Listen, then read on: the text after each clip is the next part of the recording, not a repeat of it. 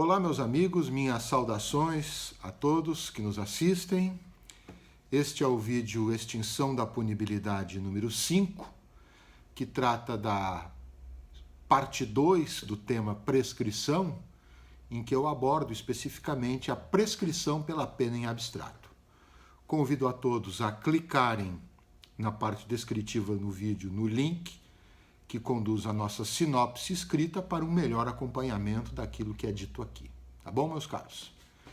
Então, nesse vídeo, como eu dizia, eu trato da prescrição pela pena em abstrato.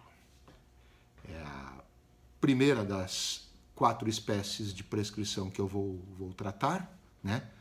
Nos vídeos subsequentes tratarei da retroativa, da intercorrente e da prescrição executória. Neste, eu trato da prescrição pela pena em abstrato, que tem como base o artigo 109 do Código Penal.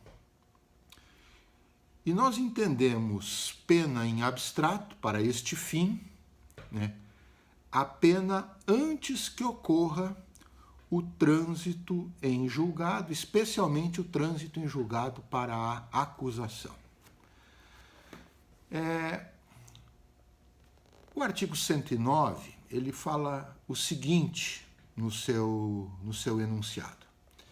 A prescrição antes de transitar em julgado a sentença final, salvo o disposto no parágrafo 1º do artigo 110 deste Código, regula-se pelo máximo da pena privativa de liberdade cominada ao crime, verificando-se. E daí nós temos 6 incisos que trabalham acerca dos prazos.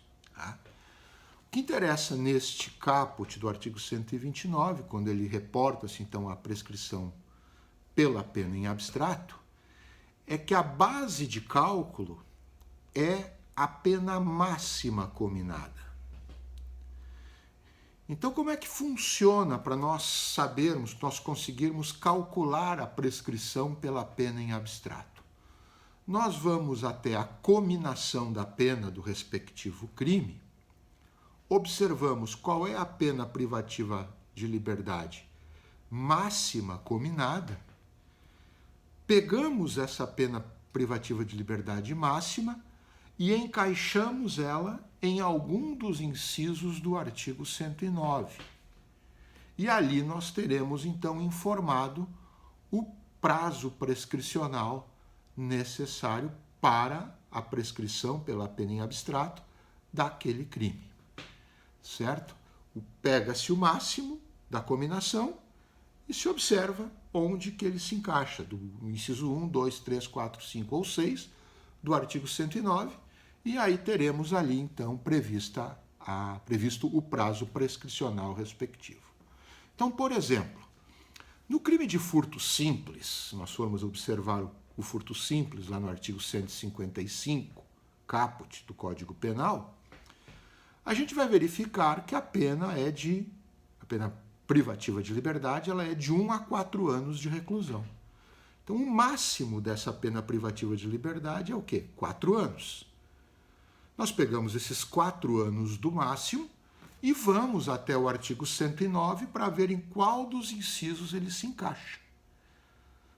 No caso do furto, os 4 anos de pena máxima se encaixa no inciso 4 do artigo 109, que diz assim: prescreve em 8 anos se o máximo da pena é superior a 2 e não excede a 4. No caso, não excede, é igual a 4, não excede.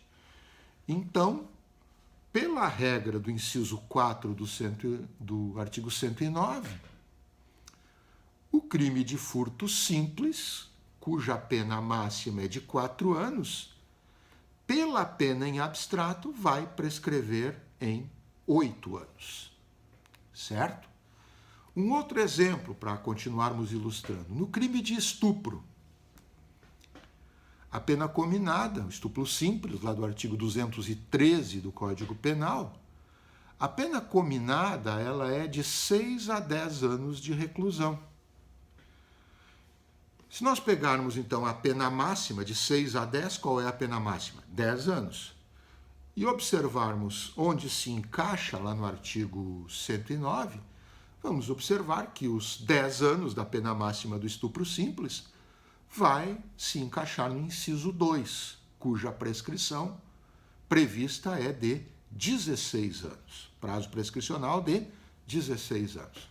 Então, no estupro simples, nós podemos dizer que a prescrição pela pena em abstrato, cuja base de cálculo é sempre o máximo da cominação, no estupro simples, sendo 10 anos o máximo da cominação, a prescrição se dá em 16 anos, conforme o inciso 2 do artigo 109.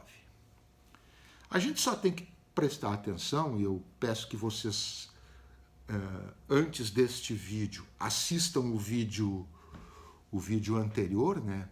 O vídeo número 4 da extinção da punibilidade, em que eu tratei de algumas questões mais gerais sobre a prescrição.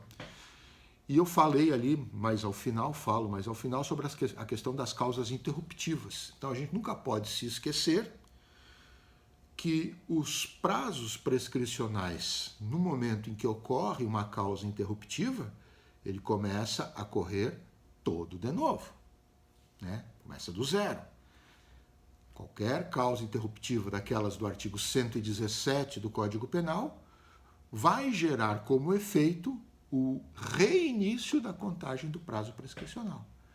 Então, por exemplo, no caso do furto simples, cuja pena máxima é 4 anos, cuja prescrição, então, se dá em 8 anos pelo inciso 4 do artigo 109. Então, se eu tiver entre a data do fato, termo inicial da contagem, e o recebimento da denúncia, que é a primeira causa interruptiva, vamos imaginar 5 anos, passaram 5 anos. E aí o juiz recebe a denúncia ao final do 5º ano. No final desse 5º ano, recomeça a contagem dos 8 anos necessários à prescrição pela pena em abstrato. Certo? No caso do estupro, que eu também citei aqui como exemplo, prescrição em 16 anos, porque o máximo combinado é em 10, regra do inciso 2 do artigo 109. Vamos imaginar que no final do 5º ano, o termo inicial, o dia do estupro, passou 5 anos, o juiz recebeu a denúncia contra o estuprador.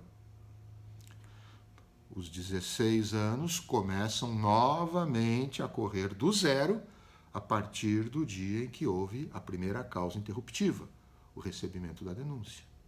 Se houver lá na frente uma sentença condenatória recorrível, do dia da publicação da sentença condenatória recorrível, os 16 anos começam a correr do zero novamente, porque é outra causa interruptiva. Tá?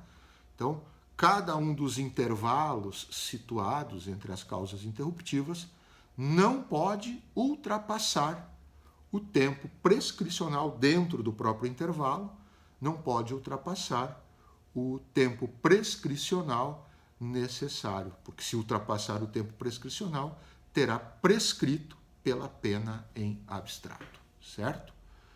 Essa regra ela aparece sempre no artigo 117, parágrafo 2º. Se por acaso ocorrer a prescrição pela pena em abstrato, né, uso a pena máxima combinada como base de cálculo, faço a verificação do prazo prescricional no artigo 109, é X anos, e entre um intervalo e outro, entre uma causa interruptiva e outra, passa mais do que esses X anos, prescreve pela pena em abstrato. Neste caso, da prescrição pela pena em abstrato, o que temos é extinção da pretensão punitiva, da pretensão de aplicar a pena. E não remanesce qualquer efeito penal do crime praticado. Tá? Nem penal, nem extrapenal. Não permanecerá qualquer efeito de natureza penal do crime praticado. Claro que se tiver repercutido, por exemplo, num prejuízo para a vítima lá, que gastou dinheiro ou que tem direito a uma indenização, ela vai ter que discutir essa indenização lá no cível através de uma ação indenizatória própria lá na área cível. Mas prescreveu pela pena em abstrato, do ponto de vista criminal, nós não teremos mais qualquer tipo de repercussão deste crime ocorrido. Extingue-se a pretensão punitiva, quer dizer, extingue-se a pretensão de aplicar a pena e todos os consectários que decorreram ou que decorreriam da aplicação dessa pena, de uma decisão condenatória. Tá certo, meus caros? Neste vídeo, ele é um pouco mais curto, este vídeo, então, tratou da prescrição pela pena em abstrato. Recapitulando, base de cálculo, máximo da cominação. Pega-se a base de cálculo e verifica-se em qual dos incisos do artigo 109 ela se encaixa, e o tempo previsto no respectivo inciso será o tempo necessário para a prescrição pela pena em abstrato. Eu utilizo essa base de cálculo sempre até que haja o trânsito em julgado, pelo menos para a acusação. O requisito para eu poder modificar a base de cálculo é o trânsito em julgado para a acusação. Até que haja o trânsito em julgado para a acusação, eu uso sempre o máximo da cominação como base de cálculo para o cálculo da prescrição a partir dos prazos prescricionais estabelecidos pelo artigo 109, conforme eu disse. E o efeito da prescrição pela pena em abstrato, recapitulando também essa parte, o efeito é a extinção da pretensão punitiva, a pretensão de aplicar a pena, desaparecendo toda e qualquer consequência penal, criminal, que poderia haver deste fato criminoso. Tá certo, meus amigos? Um abraço e até o nosso próximo vídeo.